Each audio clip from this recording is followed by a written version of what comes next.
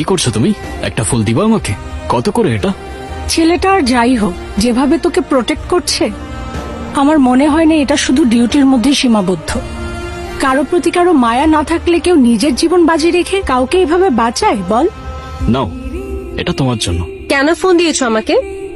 কি চাও তুমি?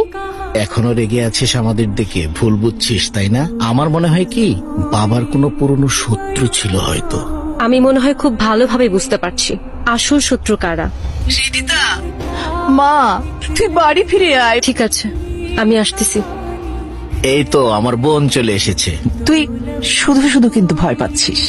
তোর বাবা তো তোকে বাইরে সেটেল করে দিয়ে গেছে। কিছুদিন আগে বললে হয়তো খুশি খুশি সবকিছু লিখে দিতাম। সেদিন রাতের পর তোমাদের সম্পর্কে আমার ধারণা বদলে গেছে। আমি সাইন করব না।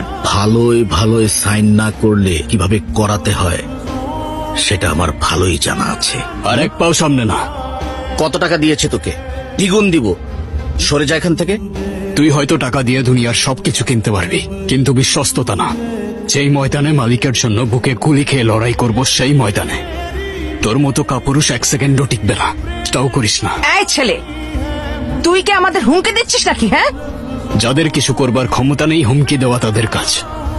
আমি আলটিমেটাম দিচ্ছি, বোঝান আপনার ছেলেকে। আমি ঠিকই বুঝতে পারছি মা। আমি এখন যেতে চাই না। আমি কেন এভাবে পালিয়ে যাব?